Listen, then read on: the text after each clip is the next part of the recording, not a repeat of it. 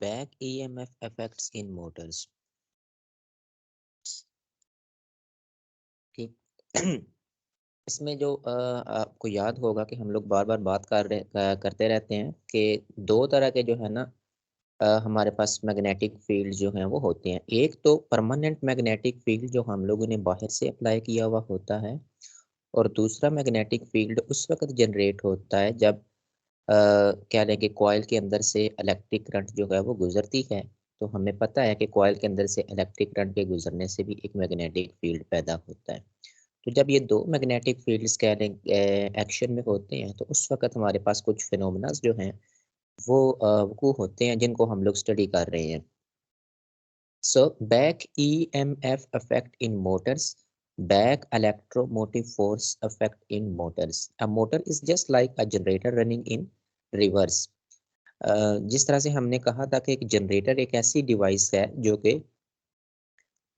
Mechanical energy को electrical energy में convert करता है, इसी तरह से मोटर जो है वो उसका रिवर्स उसने लिखा हुआ है। दैट्स मीन कि मोटर जो है वो इलेक्ट्रिकल एनर्जी को मैकेनिकल एनर्जी में कन्वर्ट करने का काम जो है वो करेगी। When the coil of the motor rotates across the magnetic field by the applied potential difference V, कह रहा है कि जब एक चलती है तो उसके दौरान में क्या होता है कि मोटर की जो कॉइल होती है ना, हमने पीछे आर्टिकल्स में पढ़ा है कि मोटर के अंदर भी एक कॉइल होती है। जब उस कॉइल में से हम लोग बाहर से बैटरी लगाते हैं, इलेक्ट्रिक करंट उसमें से गुजरेगा, तो कॉइल का मैग्नेटिक फील्ड भी पैदा होता है। एक मैग्नेटिक फील्ड हमने बाहर भी रखा हुआ होता है, परमानेंट मैग्नेटिक फील्ड। जब दोनों फील्ड आपस में इंटरेक्ट करते हैं तो एक फील्ड की वजह से दूसरे फील्ड के ऊपर एक फोर्स लगती है, जिस फोर्स की वजह से मोटर में घुमाव का इफेक्ट या टार्क जो है वो प्रोड्यूस होता है। When the coil of the motor rotates across the magnetic field by the applied potential difference V, an EMF E is induced in it. The induced EMF is in such a direction that opposes the EMF running the motor। ठीक है, यहाँ पे भी वो again counter भी बात कर रहे हैं कि एक तो हमने बाहर से बैटरी से पोटेंशियल जो है वो अप्लाई किया हुआ होता है। ये पोटेंशियल डिफरेंस V की जो बात कर रहे हैं ना, ये बाहर वाली जो बैटरी हमने अप्लाई की हुई है मोटर को चलाने के लिए, उसके कह लें कि ये जो है ना वो पोटेंशियल डिफरेंस की बात हो रही है। पोटेंशियल डिफरेंस V जो है ये बैटरी का बाहर से अप्लाई किया गया पोटेंशियल है। और दूसरा पोटेंशियल जो है वो उसकी बात कर रहा है कि दूसरा पोटेंशियल कौन सा है। दूसरा पोटेंशियल जो है एक EMF E इंड्यूस होती है। वो किस वक्त, हम लोगों ने ये भी बार बार पढ़ा है कि जब एक कॉइल मैग्नेटिक फील्ड में घूमती है तो उस कॉइल के अंदर एक EMF या वोल्टेज V प्रोड्यूस होता है। ठीक है, ये वोल्टेज V जो बाहर से अप्लाई किया हुआ है, और ये EMF E उस वक्त प्रोड्यूस होगी जब मोटर जो है उसकी कॉइल मैग्नेटिक फील्ड के अंदर जो है ना वो घुमाती है। तो इस तरह से एक ही कॉइल के अंदर दो चीजें प्रेजेंट होती हैं। एक तो बाहर से जो वोल्टेज हम लोगों ने लगाया हुआ होता है, और एक EMF E जो है जो उसके अंदर खुद जो है ना वो मूवमेंट की वजह से इंड्यूस हो रही होती है। ठीक है, तो जो मोटर के अंदर उसकी कॉइल के अंदर अपनी ही मूवमेंट की वजह से जो EMF इंड्यूस होगी, उसके लिए उसने वर्ड यूज किया हुआ है back EMF effects in Motors. The induced EMF is in such a direction that opposes the EMF running the motor। ठीक है, तो यहाँ पे भी वो हमारे पास आ जाएगा वो ला जो हमने पढ़ा था, लेंजेज ला, एनर्जी कंजर्वेशन वाला, कि दोनों जो हैं वो एक दूसरे के अपोजिट जो है ना वो डायरेक्शन में एक्ट करेंगी। एक तो जो बाहर से हमने अप्लाई की हुई है और एक जो खुद प्रोड्यूस हो रही है, तो दोनों एक दूसरे के अपोज करेंगी, मतलब कि एक दूसरे को रोकने की कोशिश करेंगी। और यही हम लोगों ने लेंजेज ला में डिस्कस किया था। The induced EMF is in such a direction that opposes the EMF running the motor। ठीक है, तो जो बाहर से EMF या वोल्टेज हमने मोटर को रन करने के लिए अप्लाई किया हुआ है ना, उस EMF को वो अपोज करेगी। कौन सी EMF? जो EMF प्रोड्यूस हो रही है। ठीक है, एक EMF, बार बार मैं बात यही कर रहा हूँ कि मोटर के कॉइल की मूवमेंट की वजह से जो उसमें EMF प्रोड्यूस होगी ना, वो वाली EMF जो बाहर से वोल्टेज अप्लाई किया गया है उस वोल्टेज को वो अपोज जो है वो कर रही है। Due to this reason the induced EMF is called back EMF the of the motor, क्योंकि ये दोनों एक दूसरे के रिवर्स में जो है ना वो कह लें कि रोकने की या अपोज करने की कोशिश करती हैं, इसलिए इस बैक का वर्ड जो है वो यूटिलाइज किया गया है, क्योंकि ये दोनों एक दूसरे को ना अपोज करती हैं। The magnitude of the back EMF increases with the speed of the motor, कह रहा है कि जैसे जैसे मोटर की स्पीड जो है वो इंक्रीज होती है, तो बैक ईएमएफ जो कॉइल के अंदर प्रोड्यूस हो रही होती है ना, उसकी मैग्नीट्यूड भी इंक्रीज, उसकी भी वैल्यू इंक्रीज होती चली जाती है। Since V and E are opposite, again and again बता रहा हूँ कि V वो वाली वोल्टेज है जो बाहर से बैटरी की मदद से अप्लाई की गई है मोटर को घुमाने के लिए, और हमें ये भी पता है कि जब मोटर की कॉइल मैग्नेटिक फील्ड में घूमेगी तो मैग्नेटिक फील्ड के अंदर घूमने की वजह से भी कॉइल में एक ईएमएफ या वोल्टेज प्रोड्यूस होता है, जिसको उसने स्मॉल ई जो है ना वो कहने की जिसने उसने ईएमएफ के वर्ड से डिनोट किया हुआ है। और अपोजिट इन पोलैरिटी, ये दोनों एक दूसरे के अपोजिट जो है वो डील जो है ना वो करेंगी। पोलैरिटी पीछे भी हमने बात किया ना कि एक दूसरे को अपोज करती हैं, तो यहाँ पे भी एक दूसरे की मुखालफत या अपोज कर रही हूँ तो फिर एक चीज को दूसरी में से माइनस किया जाता है। अगर तो दोनों चीजें एक दूसरे को री कर रही हूँ ना, दोनों एक दूसरे के अफेक्ट को जो है ना, दोनों अगर एक दूसरे के अफेक्ट को एड अप कर रही हो, एक जो है वो दूसरे के साथ जो है ना दूसरे को सपोर्ट कर रही हो, तो फिर तो ऐड करते हैं। लेकिन अगर एक दूसरे को मुखालिफ करें, कैंसल आउट करने की कोशिश करें, तो फिर नेगेटिव साइन होती है। इसलिए उसने कहा हुआ since voltage V and EMF, इसको ना ईएमएफ पढ़ा करें। Since voltage V and EMF are opposite in polarity the net EMF in the circuit is, तो टोटल जो ईएमएफ उसमें बनेगी वो voltage V minus EMF E जो है ना वो होगी। अब इसमें माइंड में ये भी चीज आ जाती है कि हमने पहले जो चीज लिखी है, पहले ईएमएफ को क्यों नहीं लिखा, तो इसके लिए मैं यही कहूंगा कि जिसकी वैल्यू ज्यादा होती है ना उसको पहले लिख लेते हैं, जिसकी वैल्यू कम होती है उसको बाद में लिखते हैं।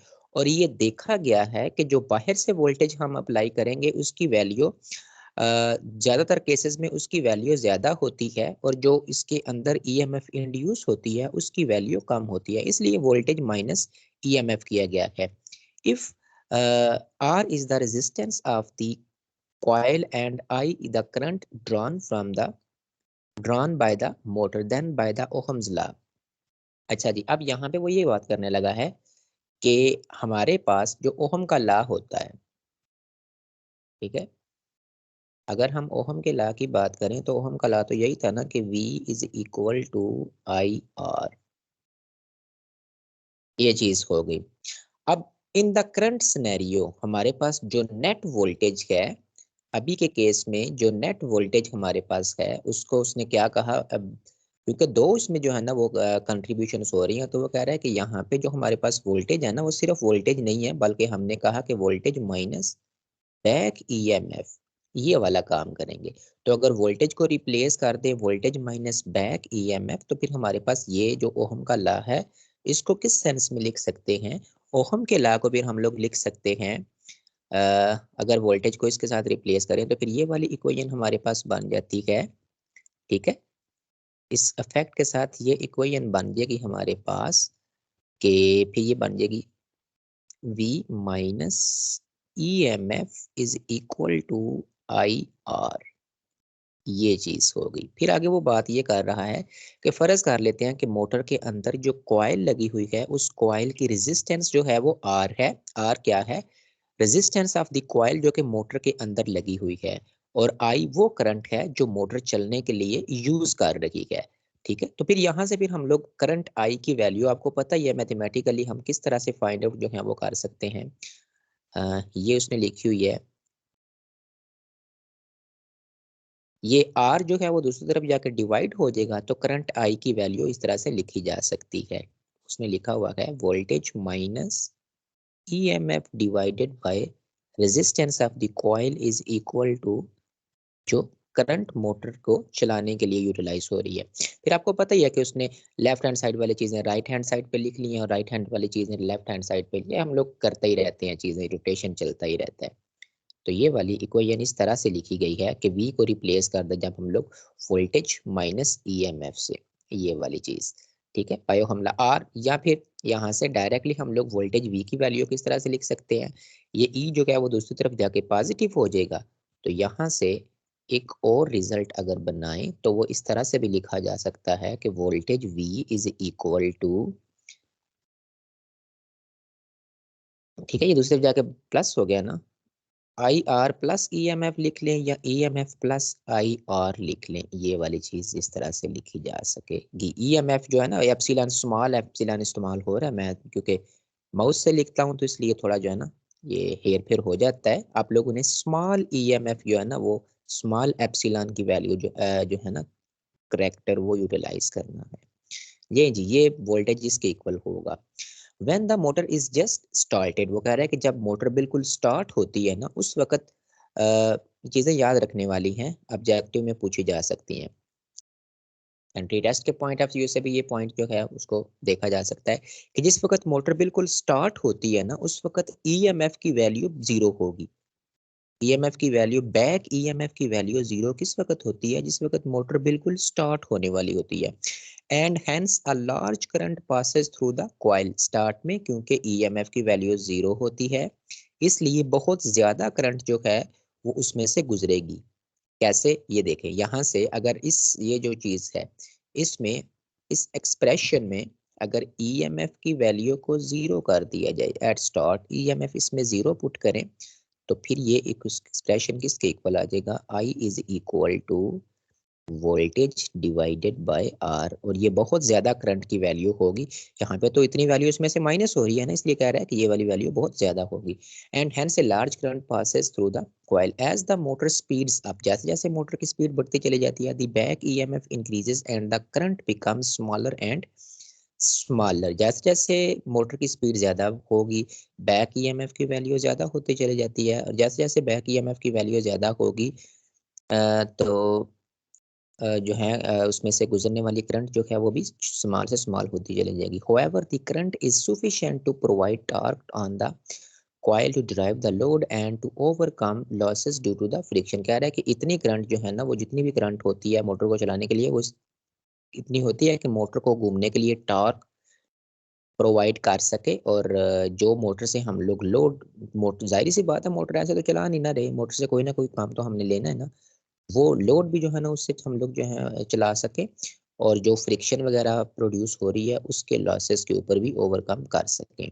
If the motor is overloaded, अगर मोटर के ऊपर हम लोग उसकी बर्दाश्त से ज्यादा लोड जो है वो उसके ऊपर जो है ना वो शिफ्ट करें, या मोटर से कोई ऐसी चीज चलाने की कोशिश करें जितनी पावर मोटर में नहीं है, उस चीज को घुमाने के लिए ज्यादा हमें फोर्स की जरूरत हो, तो फिर क्या होता है, इट स्लोज डाउन।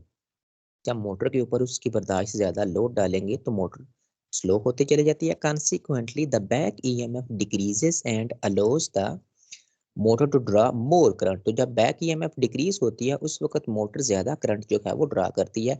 ये तो कॉमन सेंस की बात है ना, जितना ज्यादा मोटर के ऊपर लोड हम लोग अप्लाई करेंगे, शिफ्ट करेंगे, उतनी ज्यादा करंट मोटर जो है वो ड्रा करेगी। If the motor is overloaded beyond it's limit, एक लिमिट होती है मोटर को ओवरलोड करने की भी, अगर उस लिमिट से जो है ना वो लिमिट को भी क्रॉस करके उससे भी ज्यादा हम लोग उसके ऊपर लोड जो है वो शिफ्ट करेंगे तो क्या होगा, the current could be so high that it may burn out the motor. तो अगर ज्यादा देर के लिए मोटर के ऊपर ज्यादा लोड हम लोग डायल रखें तो आपने ये भी देखा होगा कि अक्सर मोटर्स जो है ना वो जल जाती हैं। बर्न किस वक्त होती है, ये उसने रीजन लिखी हुई है, जब उसके ऊपर बहुत ज्यादा लोड जो है वो ज्यादा टाइम के लिए अप्लाई किया जाता है तो फिर मोटर के अंदर जो कॉइल होती है उसमें से ज्यादा करंट गुजरती है। जब मोटर के अंदर से ज्यादा करंट गुजरेगी तो उस वक्त जो है फिर वो कॉइल जो है वो बर्न आउट हो जाती है।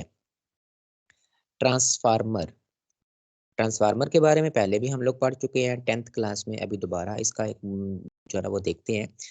ट्रांसफार्मर क्या चीज़ थी, ट्रांसफार्मर के बारे में हमने ये पढ़ा था कि ये एक ऐसी इलेक्ट्रिकल डिवाइस होती है जिसकी मदद से अल्टरनेटिंग करंट के वोल्टेज के लेवल को चेंज किया जा सकता है। मेरी बात पे थोड़ा सा गौर करें, मैं सिर्फ ये बात कर रहा हूँ कि अल्टरनेटिंग करंट, ट्रांसफार्मर जो है उसकी मदद से अल्टरनेटिंग करंट के वोल्टेज के लेवल को कम या ज़्यादा किया जा सकता है। मतलब वोल्टेज को हम लोग हाई वोल्टेज में भी कन्वर्ट कर सकते हैं और लो वोल्टेज में भी कन्वर्ट कर सकते हैं, लेकिन सिर्फ और सिर्फ अल्टरनेटिंग करंट वोल्टेज की बात हो रही है। डायरेक्ट करंट को हम लोग ट्रांसफार्मर की मदद से उसके वोल्टेज के लेवल को चेंज नहीं कर सकते। अगर डायरेक्ट करंट के वोल्टेज के लेवल को चेंज करना हो तो पहले एक स्पेशल सर्किट बना के उसके वोल्टेज के जो है ना वो पहले अल्टरनेट डायरेक्ट करंट को अल्टरनेटिंग करंट में कन्वर्ट किया जाता है और फिर बाद में जब डायरेक्ट करंट से अल्टरनेटिव करंट बन जाएगी तो ट्रांसफार्मर वगैरह लगा के उसके फिर लेवल को चेंज किया जाता है। आपके यूपीएस के अंदर भी यही वाली चीज़ हो रही होती है। ये जो घरों में लगे नहीं होते अनइंटरप्टेबल पावर सप्लाई, जब लाइट ऑफ हो तो फिर वो बैकअप के तौर पे जो इस्तेमाल होते हैं घरों में, उसके अंदर भी बाहर तो हमने एक बैटरी रखी होती है जो कि डायरेक्ट करंट प्रोवाइड कर रही होती है और यूपीएस के अंदर एक सर्किट लगा होता है जो कि पहले डायरेक्ट करंट को अल्टरनेटिंग करंट में कन्वर्ट करता है। फिर यूपीएस के अंदर ही ट्रांसफार्मर लगे होते हैं या एक या दो ट्रांसफार्मर होते हैं। वो ट्रांसफार्मर क्या करते हैं, जो उस करंट को फिर लेवल को इंक्रीज कर देते हैं, तो वो हम वोल्टेज के लेवल को इंक्रीज करते हैं और फिर वो हम लोग यूज़ कर सकते हैं।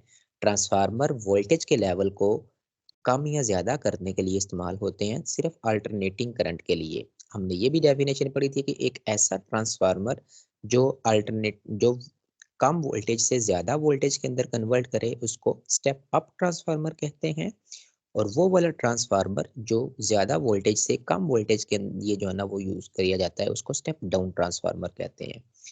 ठीक है, मैं यहाँ पे चले ये लिख भी देता हूँ कि दो तरह के ट्रांसफार्मर होते हैं, एक स्टेप अप और दूसरा step down.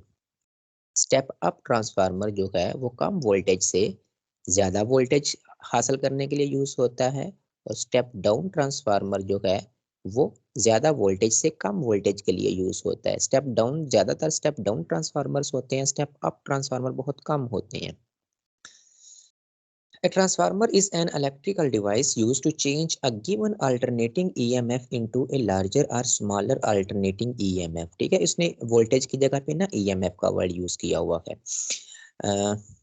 It works on the principle of mutual induction between two coils. पीछे हम लोगों ने यही कहा था ना कि अगर दो कॉइल्स एक दूसरे के नजदीक पड़ी हुई हों तो फिर म्यूचुअल इंडक्शन जो है ना वो होती है। हमारे माइंड म्यूचुअल इंडक्टेंस वाला सारे फार्मूलाज वगैरह जो है ना वो आ जाने चाहिए concept. In principle the transformer consist of two coils of copper.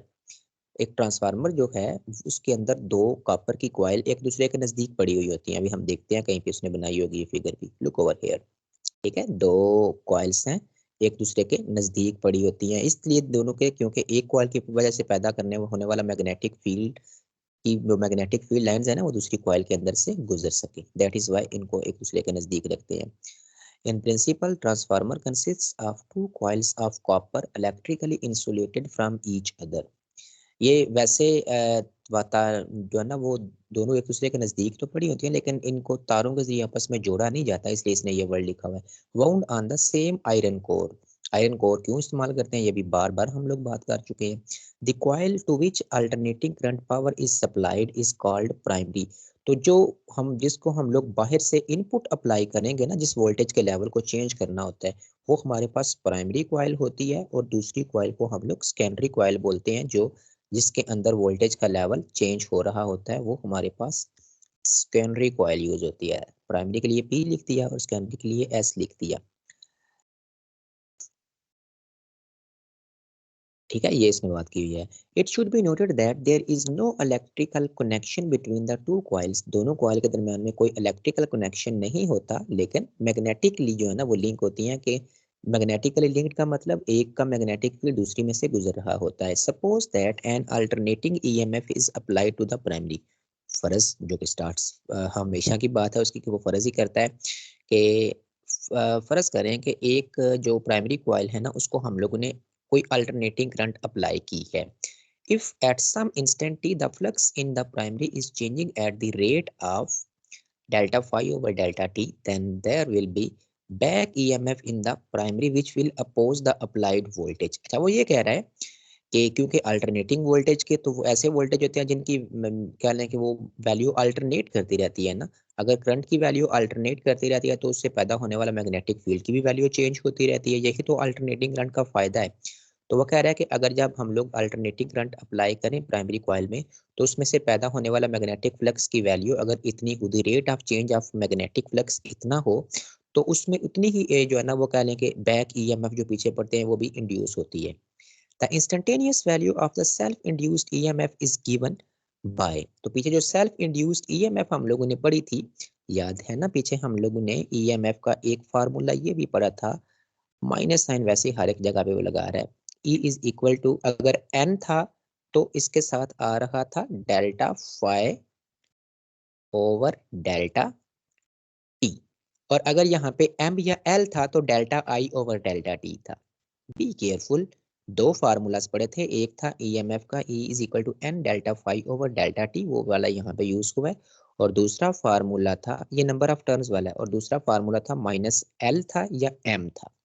और अगर एल या एम हो तो फिर आपको याद है कि delta I over delta T use हुआ था। दो डिफरेंट सिनेरियोज हैं, ये वाला नहीं यूज हो रहा, बल्कि फिलहाल ये वाला फार्मूला यूज हो रहा है।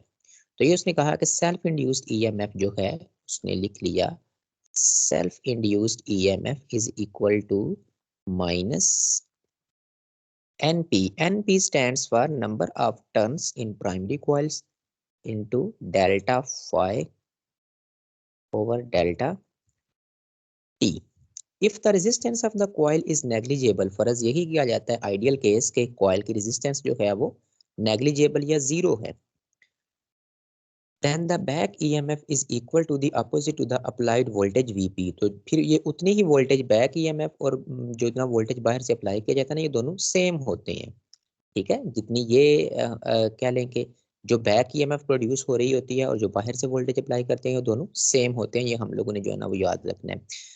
तो यही कह रहा है कि जो प्राइमरी पे लगाई गई है वो बैक ईएमएफ के इक्वल होगी, बस माइनस साइन को जो है ना वो आपस में से रिड्यूस करना चाह रहा है कि क्योंकि दोनों एक दूसरे के अपोजिट जो है ना वो डायरेक्शन में जो है ना वो कर रही होती हैं, तो इसलिए फिर माइनस एक और माइनस आ जाएगा जो कि इसके साथ कैंसल आउट हो जाएगा।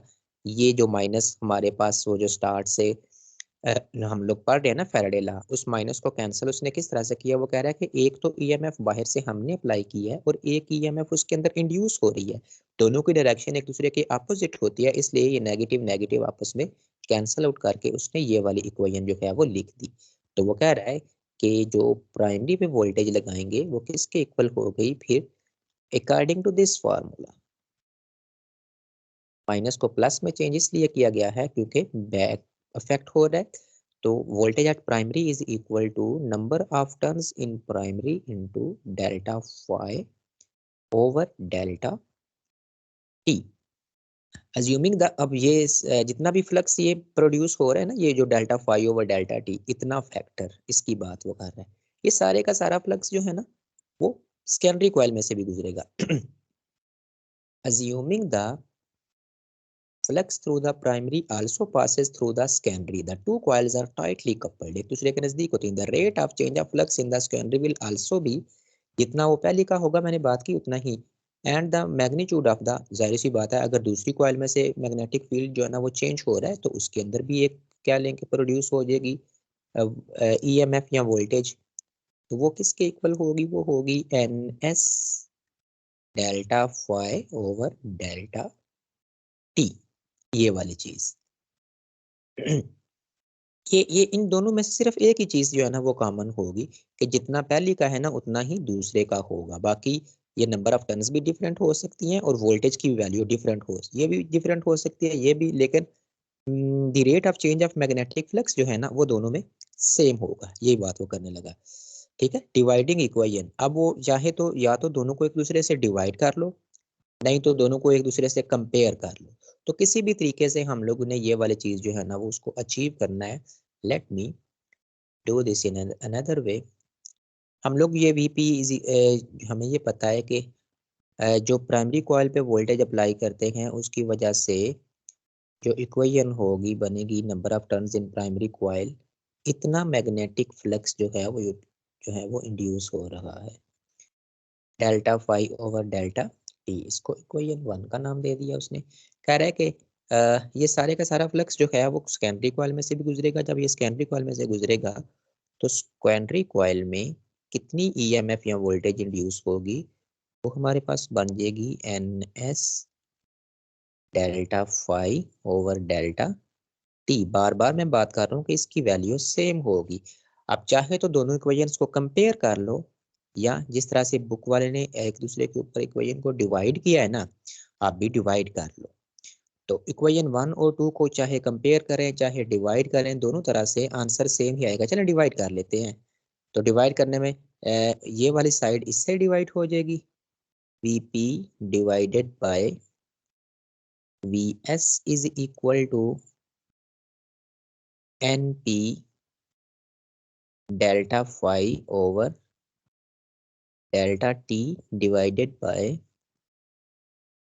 NS delta phi over delta T।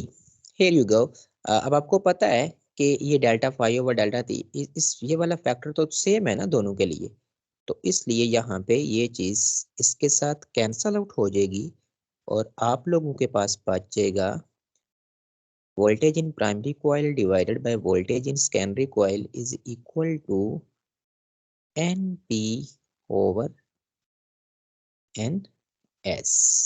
ऐसे मैंने पता किस तरह से ये फार्मूला याद रखा हुआ था। एक इजी वे है फार्मूला को याद करने का कि दोनों की रेशियो ले लेते हैं ना। आपको पता है कि इसको इस तरह से भी लिखा जा सकता है कि voltage in primary divided by number of turns in primary is equal to voltage in secondary divided by number of turns in secondary. ये ना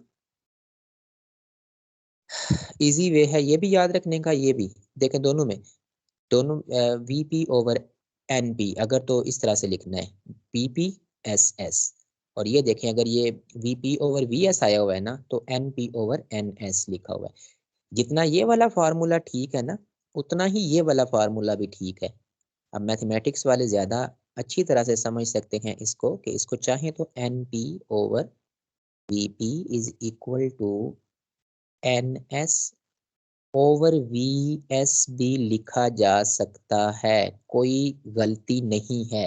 लेकिन बुक में क्योंकि ये वाला फार्मूला यूज हुआ है तो हम यही दो यूज करेंगे। एक्स्ट्रा जो है ना, एक्स्ट्रा इन्फॉर्मेशन के तौर पे मैंने ये बात की क्योंकि देखें ना, अगर इस साइड को मैं इन्वर्ट करूं, रेसिप्रोकल लूं, तो VP नीचे आ गया NP ऊपर, और हमें ये पता है कि किसी एक इक्वेशन में अगर एक साइड पे जो अमल करें दूसरी साइड पे भी वही वाला अमल करना पड़ता है।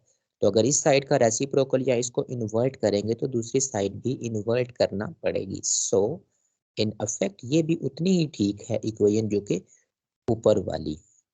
कहीं पे अगर इस किस्म की इक्वेशन नजर आ जाए तो कंफ्यूज नहीं होना ट्रांसफार्मर के लिए।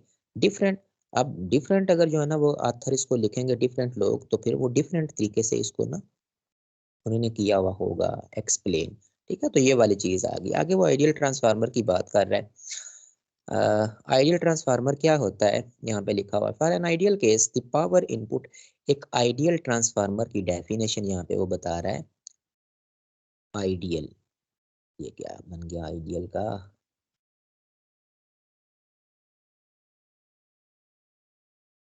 तो आइडियल ट्रांसफार्मर क्या होगा। एक आइडियल ट्रांसफार्मर ऐसा ट्रांसफार्मर होता है जिसको इनपुट पे जितनी पावर इनपुट पे दे ना उतनी ही पावर आउटपुट पे मिले, उसके अंदर कोई पावर जो है वो जाया ना हो।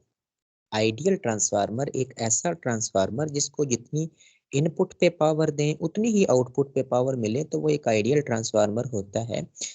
मतलब उसका बात करने का ये है कि वो वोल्टेज के लेवल को चेंज करने के लिए ना कोई भी उसमें पावर जो है वो यूज ना हो, एनर्जी यूज ना हो वोल्टेज के लेवल को चेंज करने के लिए। हकीकत में ऐसा होता नहीं है, वैसे वो बात कर रहा है क्योंकि हकीकत में तो जो है ना वो ट्रांसफार्मर जो हीट अप होता है तो उसकी वजह से भी काफ़ी एनर्जी ज़ाया हो जाती है। आइडियल का वर्ड इसलिए यूज़ किया गया है कि ऐसा होता नहीं, लेकिन ख्वाहिश है कि ऐसा ट्रांसफार्मर बनाया जाए।